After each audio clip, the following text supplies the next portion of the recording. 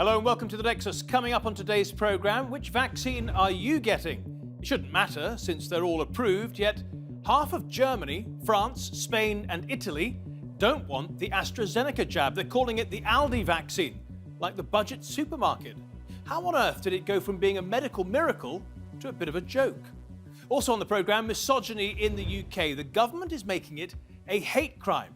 We'll speak to a young journalist who says that's totally the wrong approach.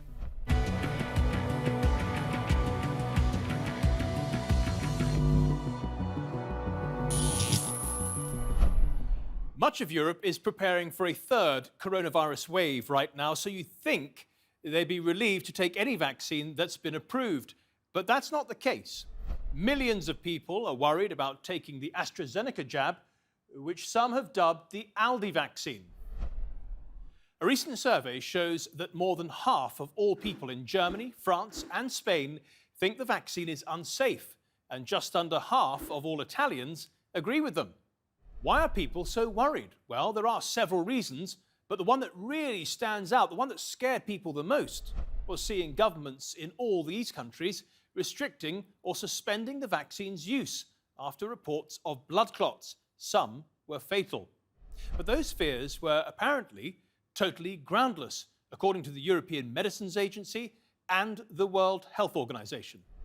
This is a safe and effective vaccine. Its benefits in protecting people from COVID-19 with the associated risks of death and hospitalization outweigh the possible risks. The committee also concluded that the vaccine is not associated with an increase in the overall risk of thromboembolic events or blood clots. The committee has concluded that the available data do not suggest any overall increase in clotting conditions following administration of the Oxford AstraZeneca vaccine. Okay, let's bring in our guest now. Kathleen de Porter is a Belgian MP and a member of Belgium's Health Advisory Board. Dr. Hildegund Ertel is a viral immunologist who works at the world-famous Wistar Institute in Philadelphia. And finally, we have Dean Crutchfield, who is a partner at STA, a brand and communications agency based in London and New York, and he may have some ideas on how to restore faith in the vaccine. Dr. Ertel, I'd like to start with you. I understand you've been working with vaccines for decades. You have complete trust and faith in the AstraZeneca vaccine. What gives you that confidence? The trial results. The phase 3 trial that was initially published showed more than 60% protection, complete protection against severe disease, hospitalization, and death. And that was reproduced in the US trial that was just published. Again, we have over 70% protection, and that number right now is debated. But we also have, and that's most important, complete protection against severe disease, hospitalization, and death. So that's why I've chosen this vaccine, which is not which is quite similar to, for example, the J&J vaccine, which is also highly efficacious, and the Sputnik V vaccine that also had good trial results. You were referring to a US study that was published only recently, and it gave people a great deal of confidence. And then this happened. You know, we've read in the Wall Street Journal that US officials took the rare move of publicly questioning the accuracy of AstraZeneca's data from the human trials in the United States. They're worried that AstraZeneca may have used out-of-date information regarding its effectiveness. Yes, so basically they used data that were generated by mid-February, and that is basically what is the basis for the 79% protection they reported. There were additional data they obtained by March, the time they published or reported on the results, and apparently that percentage dropped. So the Data Safety Monitoring Board felt that they should report the most accurate data, which are the most recent data, which are not quite as good, but still probably quite good. So obviously, I don't know what the data are. But in short, because people will be listening to what you have to say before they go and take the vaccine, you are absolutely confident that it is a good vaccine, it's effective, it's safe. I am absolutely confident that it's safe. Every vaccine will have occasionally a side effect. That's something that's common. There's nothing we can do about. But it is safe, and I also think it's effective. Regulatory bodies in the United Kingdom and in Europe cleared it for use months ago. Why do you think it is that so many Europeans believe it is unsafe? Well, there was a lot of really negative press about this vaccine. It started off with the vaccine causing or a patient developing spinal cord inflammation after vaccination, which was then decided was unrelated. Then there was this confusion about the dosing. They used a regular dose in a 4-week interval and a lower boost for a dose in a more relaxed 2-month interval. The efficacy data were quite different depending on what the interval was. They lumped it all together. That was criticized. Then there was the story with the blood clots. Blood clots are very common. So obviously patients, when you vaccinate 1 million patients, sometimes will have blood clots. So that was investigated and it was decided it was not related to the vaccine. But all this press was quite negative, and that influences people against the vaccine who will hear the negative part, but then not the correction. Kathleen, you're on the Belgium Health Commission.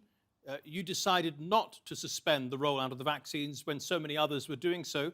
What informed your decision to keep going with it? Well, actually, we didn't find any causality between the side effects and the vaccine. This was what the experts in Belgium advised to the government. And I think finally, when we listen to the advice that is given by the EMA, the European Medical Agency, that our government was right following this advice. The problem is, as the doctor is saying, that you can always have side effects, but the danger of getting corona is far bigger than the danger of getting the side effects, and it wasn't proven at that time. Well, in fact, none of those countries had proof there was a causal link. So again, you know, how is it that you made the right decision and they became quite reactionary about it all? Well, I don't know. I think we just stayed cool and we listened to science. I think that's the most important for a politic to do in this case. We had also this reaction of the Danish government that came in Belgian politics, and the first thing that you do is be aware what your scientific advisors are saying. So we just listen to them. Of course, that's not to say that everybody in Belgium is confident about it. Far from it. What we have here, the BBC's Europe correspondent reporting that Belgium's medical advisor said that people there have nicknamed it the Aldi Vaccine after the supermarket because they see it as the budget option. How did it get such an image? And is that everyone in Belgium, or does it depend if you're Flemish-speaking or French-speaking? It does depend if you're Flemish-speaking or French-speaking, whether the willing to get vaccinated is there or not.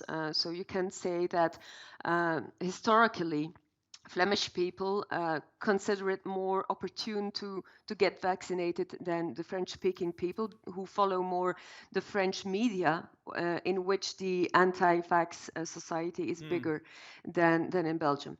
But why is it called the Aldi vaccine? I think there are three major events that got the negative reputation yes. of the AstraZeneca vaccine. Excuse me, I didn't find the word. But what happened? First, we had the contract. The contract that in Europe, there's a huge discussion on the contract that AstraZeneca has done with the European community, because it doesn't have a result effect.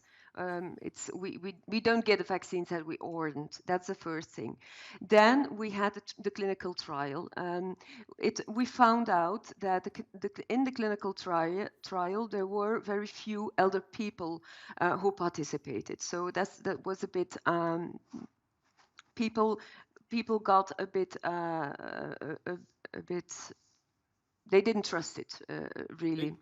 And then yes, they got concerned. And then the third thing was the side effect that happened in Denmark, then later in Austria. And it was said that it had something to do with a badge, which afterwards didn't have anything to do with it. But so the panic in Europe just started. And once it starts, you can't stop it. And then that bad batch, I mean, that was something that could have been dealt with discreetly and privately, but it was all blown up.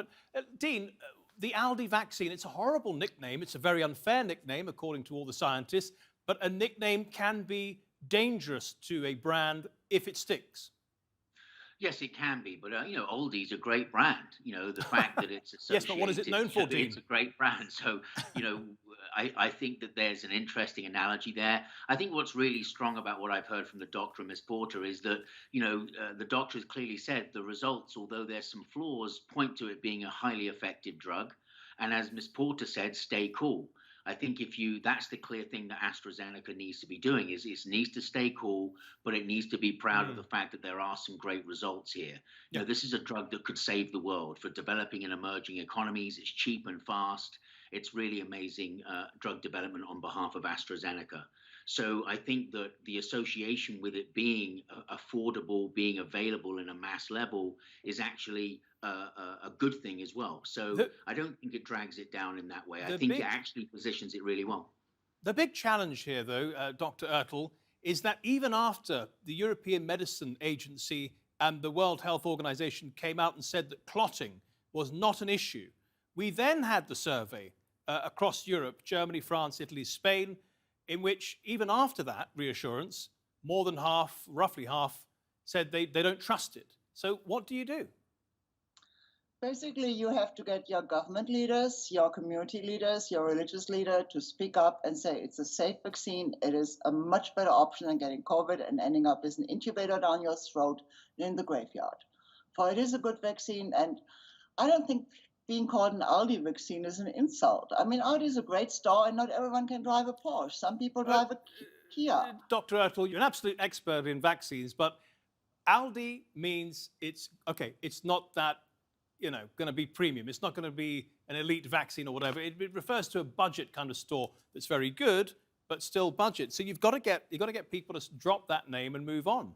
As a politician, Kathleen, how do you reassure them? I mean, we've heard some politicians really put their foot in it. We had Macron saying, it was quasi-effective, and that didn't help. And then we've got Boris Johnson in the UK rolling up his sleeve and taking it in front of everyone, which presumably did boost its image a bit. Yes, I think we have to communicate very clearly. So we have to understand the people that if they are concerned, we have to listen to them. But then we really have to prove that it's a safe vaccine, that it's true, it's not as expensive as, for example, the Pfizer vaccine, but it is good, it is proven, it is scientifically all right. And we as a government have to promise people that we will stay vigilant. Because it's not because right now the EMA has said it's good and we can use it safely. That doesn't mean that we don't go on with the pharmacovigilance on the vaccine. Of course, we will stay vigilant in everything that happens with the vaccines right now and in the future. So I think that communication is the key to success for all mass vaccinations, so we should go on and be confident. Dean, when you look at the story of the AstraZeneca vaccine, Dr. Ertl has mentioned to me in the past that they probably overpromised at the beginning and made too much of it all at the beginning. Is there a concern that if you overpromise and then you have to really hit those targets? Yes, I mean, there's expectation and perception, and if you make big statements, you've got to deliver. But I think, as Ms. Porter said, this is and the doctor, this is a great drug. It's cheap and fast. I think that there's a lot of credibility around that. I think that the key thing for AstraZeneca is about its purpose. The question here is that many people aren't really enjoying life right now. There's a lot of pressure. There's a lot of people scared about COVID.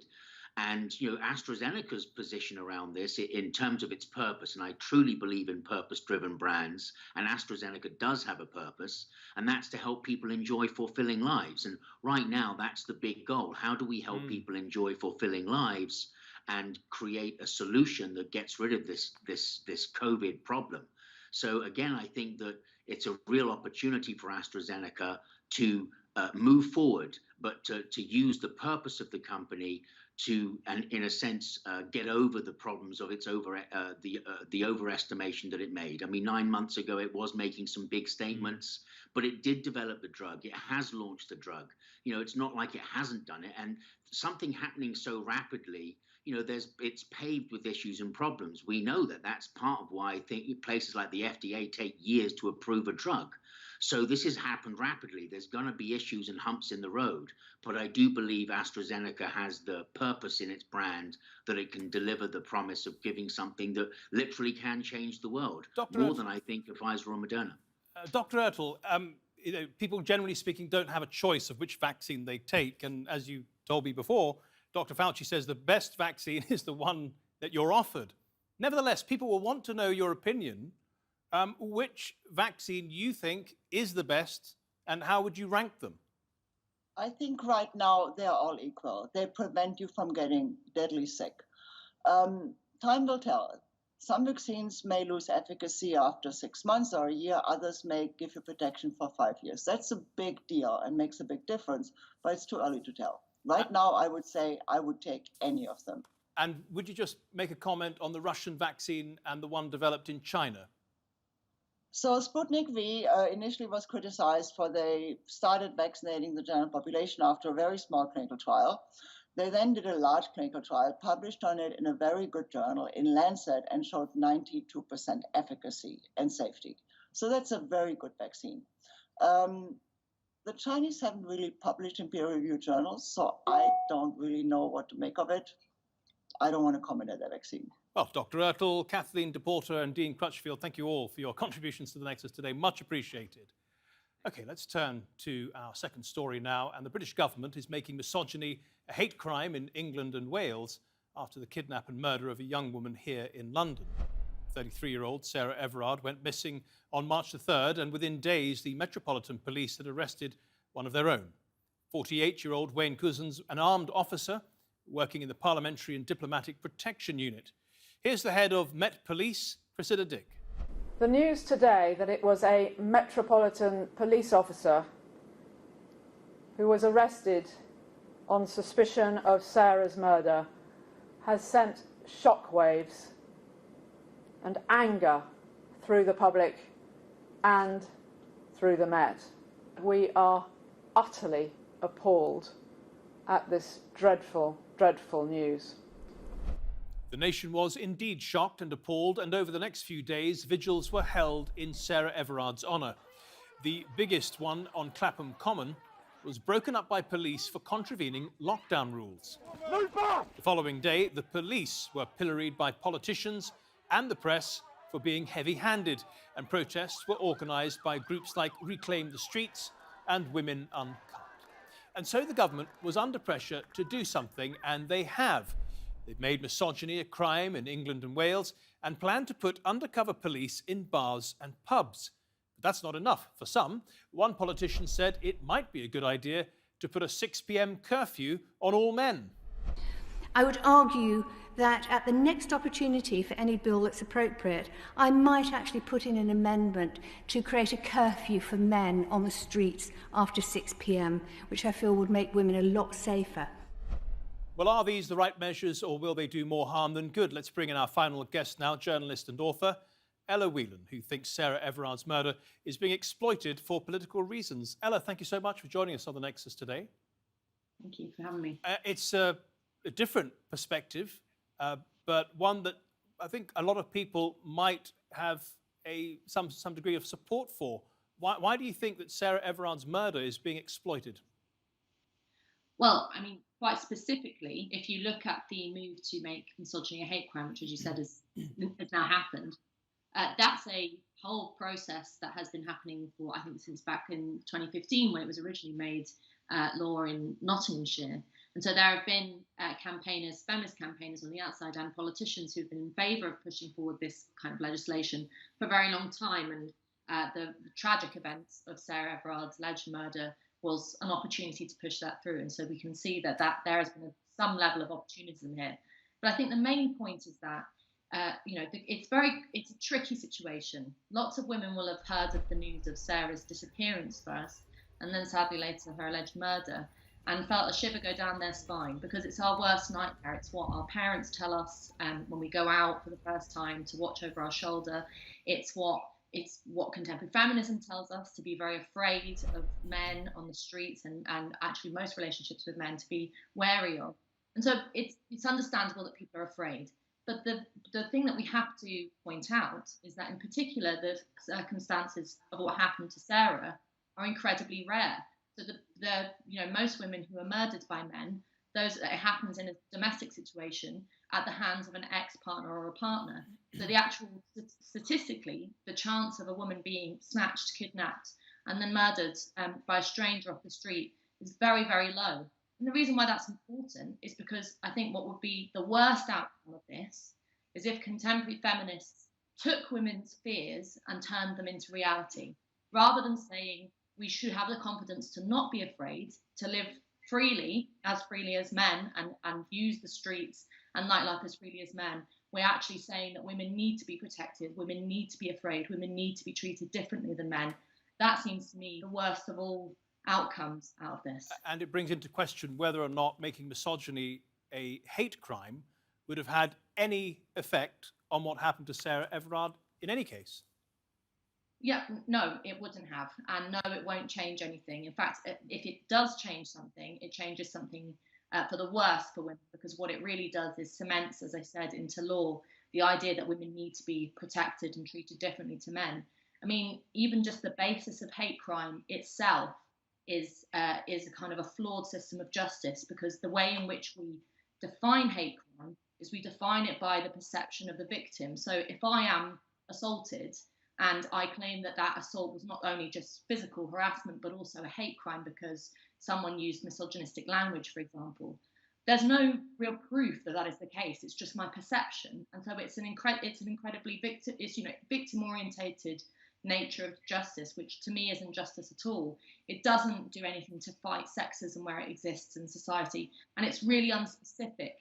It's this quite, I think, ludicrous and insulting idea that the few men who do perpetrate these heinous crimes are doing so just because they kind of don't have the right education. You know, we've been heard about upping consent classes, upping sex and relationship classes, that they just need to be taught that what they're doing is wrong.